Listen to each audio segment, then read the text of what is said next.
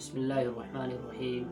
معزز سامعین، اس پرفتن دور میں راہ امن حاصل کرنے کے لیے تیسرا کام جو ہم نے کرنا ہے وہ ہے کہ ہم اپنے خطاؤں پر روئیں۔ نبی اکرم صلی اللہ علیہ وسلم کا حکم ہے کہ تیسرا کام یہ کرنا ہے وَبْكِ عَلَىٰ خَطِيئَتِكَ۔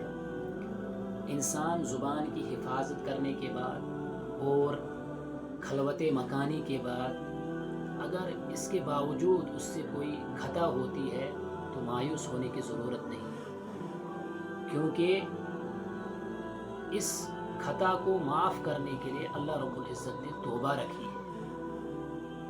جب انسان سے کوئی خطا سرزد ہوتی ہے تو وہ توبہ کرتا ہے، اللہ کی طرف رجوع کرتا ہے تو اللہ اس کی خطا کو معاف کرتا ہے۔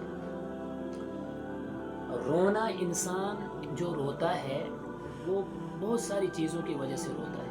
انسان خوشی کی وجہ سے بھی روتا ہے، جنون کی وجہ سے بھی روتا ہے، درد اور غم کی وجہ سے بھی روتا ہے، گھبراہٹ کی وجہ سے بھی روتا ہے، دکھلاوے کی وجہ سے بھی روتا ہے، نشہ کی وجہ سے بھی روتا ہے، اور اللہ رب العزت کے خوف سے بھی روتا ہے۔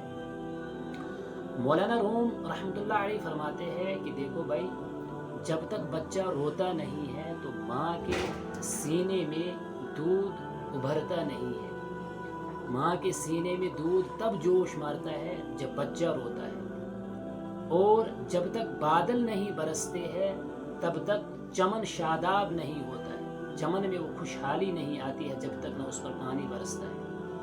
اسی طریقے سے جب تک نہ انسان کی آنسو بہائے گی تب تک رحمت الہی بھی نازل نہیں ہوگی، اور جب انسان کی آنکھ آنسو بہائے گی تب رحمت خداوندی نازل ہوگی۔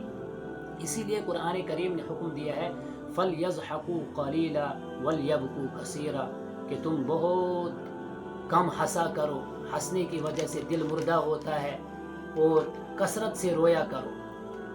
ترمذی شریف میں روایت ہے کہ نبی اکرم صلی اللہ علیہ وسلم فرمایا لا یلج النار رجل بکا من خشیت اللہ حتی تعود اللبن فی الضرع، کہ انسان وہ شخص جو اپنے گناہوں پر روتا ہے اللہ رب العزت کی خشیت کی وجہ سے وہ جہنم میں داخل نہیں ہو سکتا ہے یہاں تک کہ دودھ تھنوں میں واپس چلا جائے۔ مطلب اس روایت کا یہ ہے کہ تھنوں میں دودھ کا واپس جانا یہ ناممکن ہے، اسی طریقے سے اس شخص کا جہنم میں جانا، آگ میں جلنا ناممکن ہے جو اللہ رب العزت کے خوف سے اپنے گناہوں پر روتا ہو۔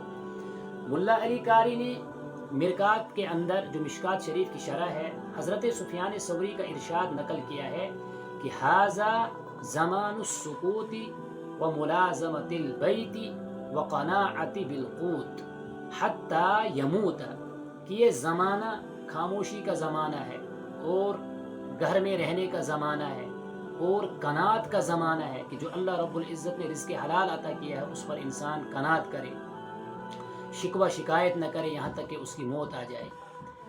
انہوں نے یہ اپنے زمانے میں فرمایا جبکہ اللہ رب العزت کے بڑے بڑے ولی موجود تھے، اور وہ خیر القرون کا زمانہ تھا۔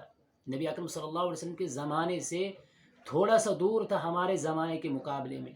آج ہم خود اندازہ لگا سکتے ہیں کہ اس پرفتن دور کے اندر ہم نے کتنا ان چیزوں کو اپنانا ہے جن کا حکم ہمیں نبی اکرم صلی اللہ علیہ وسلم نے دیا ہے کہ اگر راہ نجات حاصل کرنی ہے، پرسکون اور پرامن زندگی حاصل کرنا چاہتے ہو تو زبان کی حفاظت کرو، اور اپنے گھر میں ضرورت کے اوقات گزارو۔ جب آپ فارغ ہو جاؤ باہر کے کاموں سے تو گھر والوں کو وقت دو، گھر میں رہ کر زندگی گزارو، اور اس کے بعد اگر انسان سے کوئی خطا ہو جاتی ہے تو اس پر وہ روئے، اللہ کی طرف رجوع کرے، اللہ رب العزت معاف کرنے والے ہے۔ نبی اکرم صلی اللہ علیہ وسلم نے فرمایا کہ میں دن میں 100 مرتبہ اس سے زیادہ میں اللہ کی طرف رجوع کرتا ہوں اور اللہ رب العزت سے توبہ کرتا ہوں۔ اللہ رب العزت ہم سب کو اپنی طرف رجوع کرنے کی توفیق عطا فرمائے، اور اس پرفتن دور میں تمام تر معصیت سے بچنے کی توفیق عطا فرمائے، اور اپنا قرب نصیب فرمائے۔ وآخر دعوانا الحمد للہ رب العالمین۔